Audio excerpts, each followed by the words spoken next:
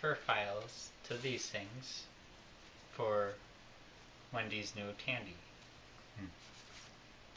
And in order to do so, she bought a floppy drive so we could plug it into one of our current computers. Well, my BIOS had support for it, and I researched some, and Windows 7 has support for that. But upon trying, Windows 7 didn't seem to understand this particular floppy drive, which is, there's the back of it. But yeah.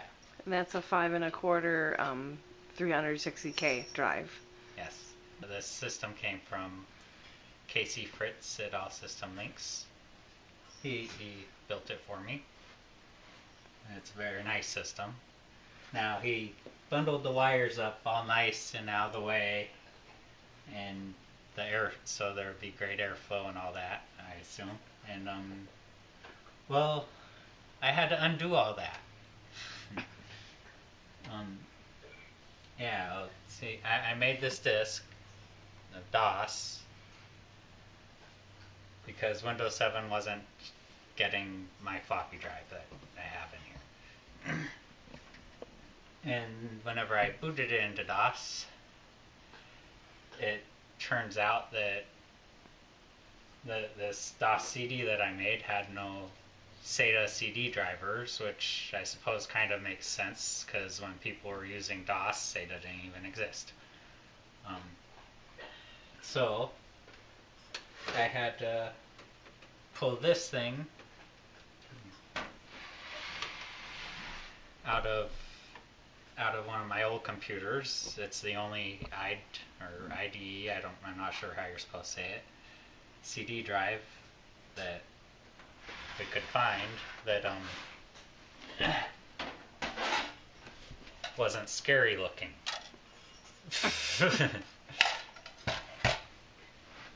It's buggy as all hell, that's why I don't have it bolted in here. I plan on removing it as soon as possible before it kills my nice new computer. But yeah, I had to plug that in so I could transfer stuff from a CD to a floppy, because Windows or DOS would load fine running from my SATA CD drive, but then once it did that, it seemed to have made a RAM disk of DOS, and I had no access to that CD drive. So I had to put this buggy thing in. Now,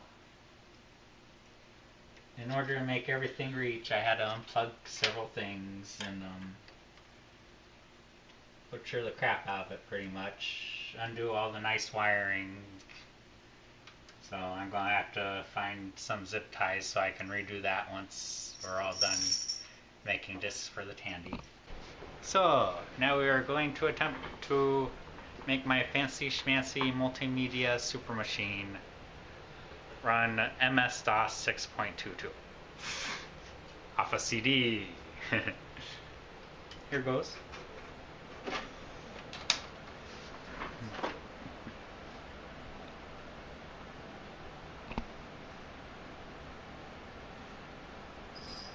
And I didn't set up the CD driver. Whoever I downloaded it from decided to call the CD Banana. But there goes. It understands the IDE drive. It will not find the CD drive that DOS just loaded off for some reason. But I guess that was all handled by BIOS, so yay. So there's our DOS. Huh? In case that was too fast for you. Here's our R drive, which I would have called it D, but I didn't make. I was in a hurry and I just went and made the CD from the download. So there's our directory, games and stuff.